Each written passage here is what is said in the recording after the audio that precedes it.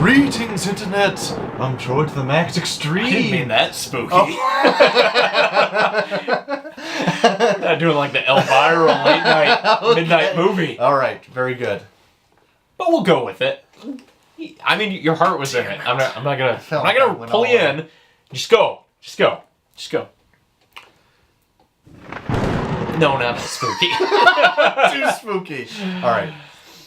Hey, what's up, Internet? I'm Troy to the Max Extreme. And I'm Ghost Hunter Day. You went spooky when I thought I was supposed to go spooky. I went all spooky. Yeah, but together we're IMPERIUS REX. On a spooky episode because it's October! The spookiest month of the year! Couldn't have said it better myself. Of our Lord 2017! Go on. Today's episode we will be going over the spooky comic. Hey, calm down. Oh, I'm sorry. Rein it in. We're talking about Lock and Key. Oh! Babe. So, hide under the covers. Oh! I don't want you to get too spooked.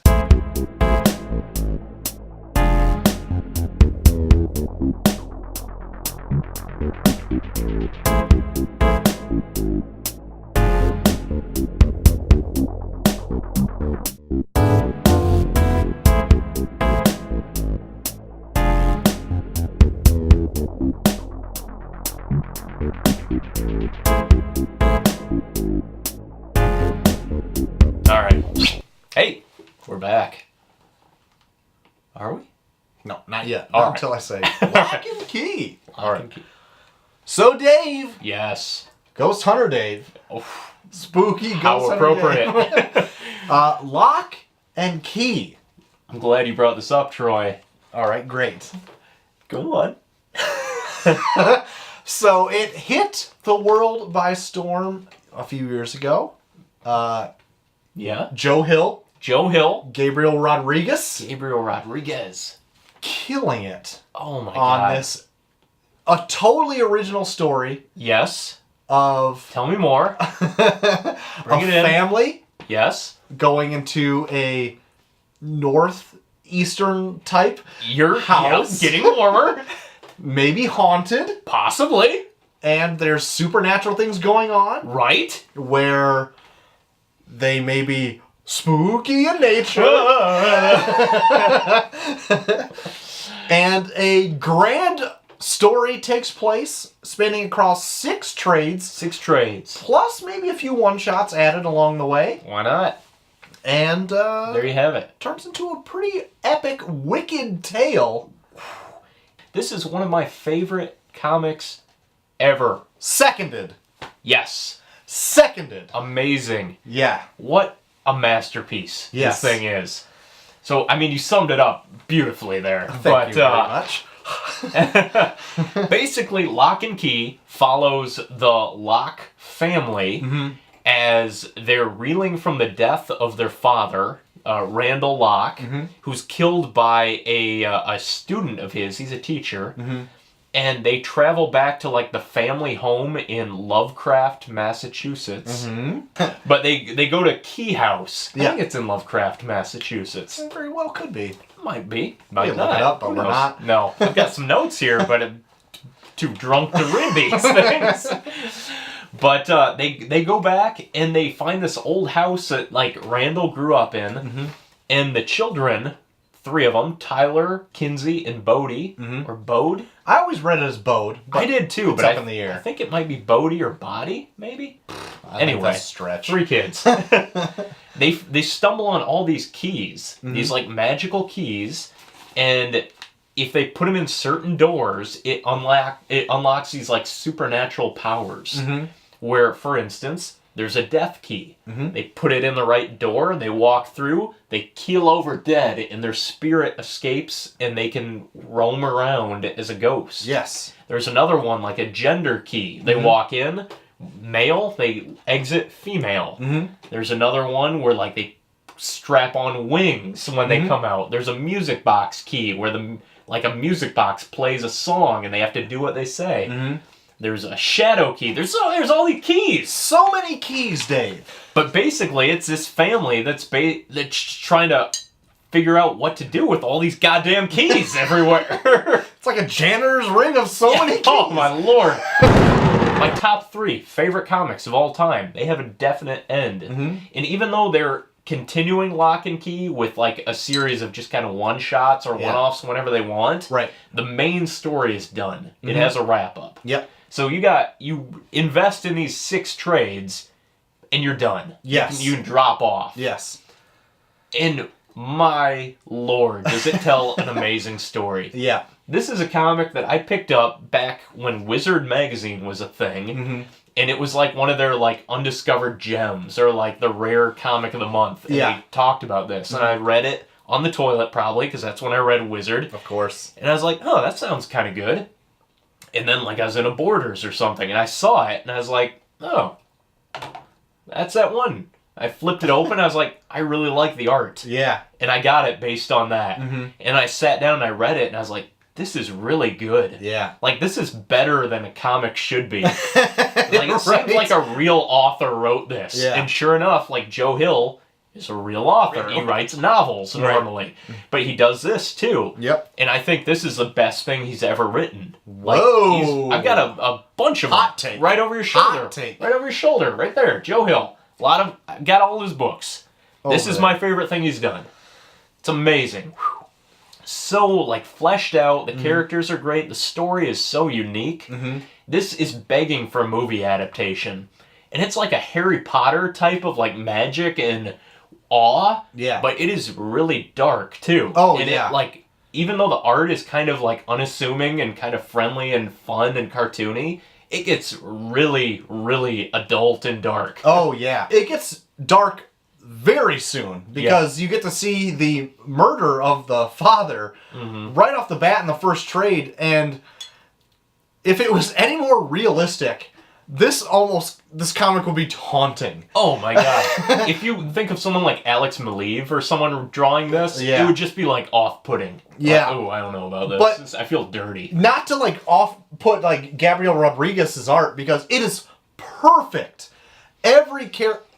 The tightest pencils I've ever seen in my life. It is so tight. If there's a person you need to follow on Twitter, it's him, because he puts sketches up all the time. Oh, yeah. They're the tightest fucking sketches of all time. I'm so jealous of him. But he was the perfect artist for this, because it gives a little bit of levity to the seriousness and like some of the violent nature to the story. But my lord, is it consistent. I say that a lot, but like this, every panel is just on key. Yeah. It is amazing. Yeah. It's like he's got a 3D character model of these guys and he just turns them when he needs to. But it's amazing. Right. And you see this guy draw on Twitter and he pencils it and then he just sits there and inks it in. He doesn't do any of it digitally. You know, it's just like, oh my lord. God. Just to be in his presence. Oh my god. Give me the vapors. It is insane. Like, the art on this series is just flat out amazing. Yeah. But then, like, not to sell the author short, like, the writing is unbelievable. Right. You fall into every character. Every character has an arc in this. Like, be it... the mother, the siblings, be it the uncle. Like, the main...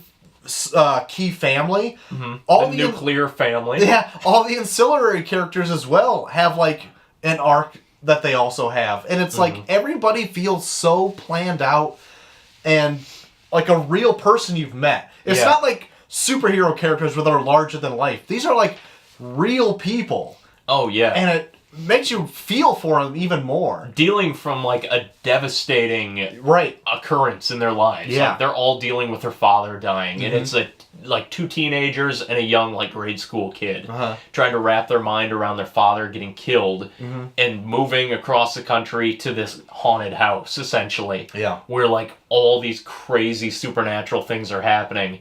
And, like, it's whimsical, but it's still so dark. Like, it is a mature title. It's not, like, a kid's thing you'd give to somebody. But, like, it's fun. And you just, like, let your imagination run wild. There's a head key in this. Right. That they put the key in the back of their head, unlock it, open up the top of their head and they can pull out like memories and stuff, and they can see inside someone's head. So all these fantastical things, especially in the young kid mode. Yeah.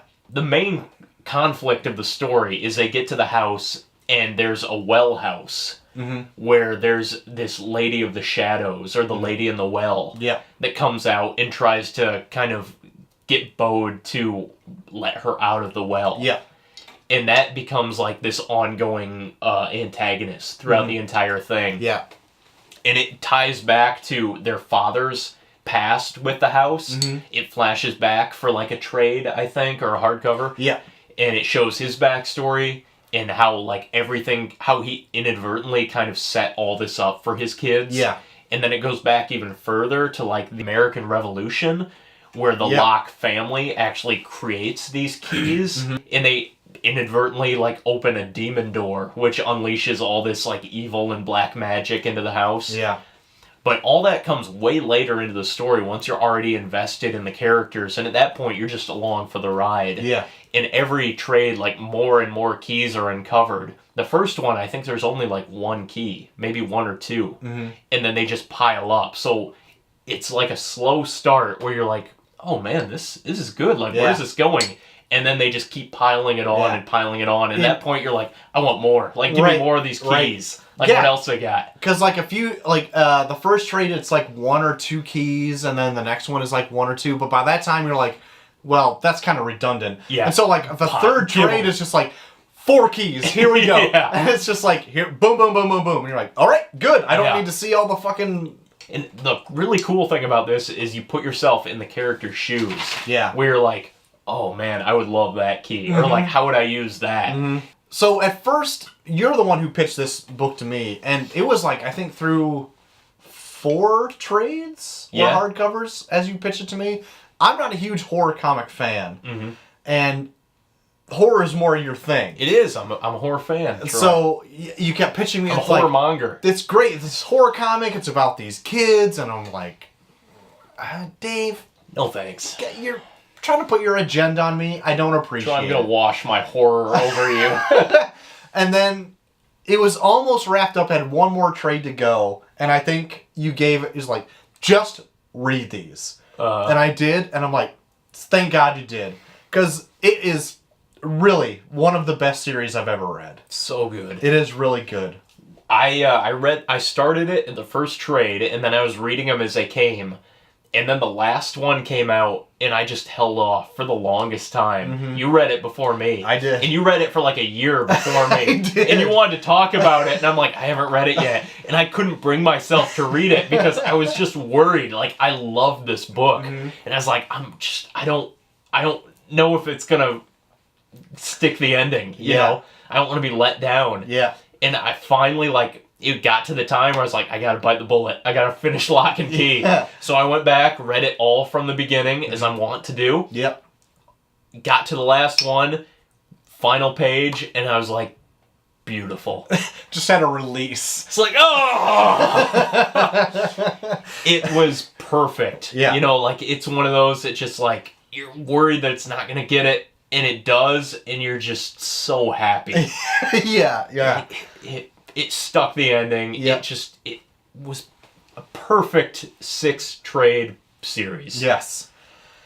Yeah. Lock and Key was really good. It was.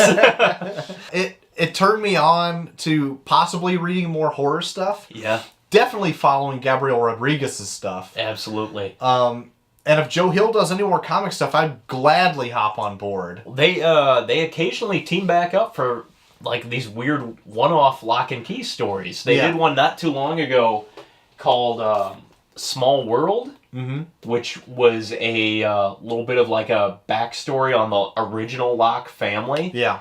So they did that, and they've got a new one coming out, or it might actually be out by the time we put this one out, called like Heaven and Earth, I think, which is a collection of the one-shots. Yeah. But I know they're doing more, because they like doing the series. Right. But it's nice to know that, like, the main story is done. You know, like, everything else is just extra. Yeah. But your investment is paid off. Right. And it's so good. Like, I would recommend anything by Joe Hill. I actually saw him. He did a book signing Got this puppy signed. Ooh. Lock on, Not David. to brag. Yeah, I will, Joe. Thanks. Definitely check out Lock and Key. Even if you're not a comic fan, this is something to get you into comics. Right. If you're a comic fan, this is something you push on someone that's not a Right. comic fan, because it's not superhero. You don't need any background. You just jump in and enjoy it. But yeah, Lock and Key is really great. I suggest anyone Absolutely to pick that up, especially on this Whoa. spooky month. Maybe looking for something a little more spooky to read or occupy your time. Yes. Yeah. Oh, it's amazing. Yeah. Any more to say on Lock and Key? I think we've said enough. Very It's good. amazing. I can't recommend it enough. Well, join us next time where we maybe have something completely different. But before then, tell us what you thought down below in the comments, or hit us up on Imperius Rex Show on Twitter, where we'd love to open up a conversation with you about Lock and Key, or whatever your favorite spooky comic is. Could be anything. Could be literally anything. Maybe you're scared of spiders, so you Ooh. don't like Spider-Man. Oh. Maybe that's a thing. I don't know. Oh. So until He's next a menace, you know.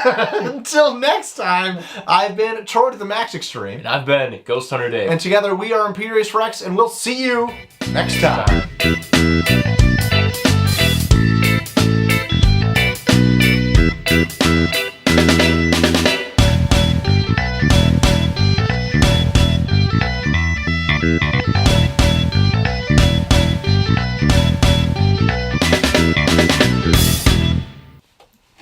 Nice. I feel like we've really nailed the ending. Oh, well, it's all you.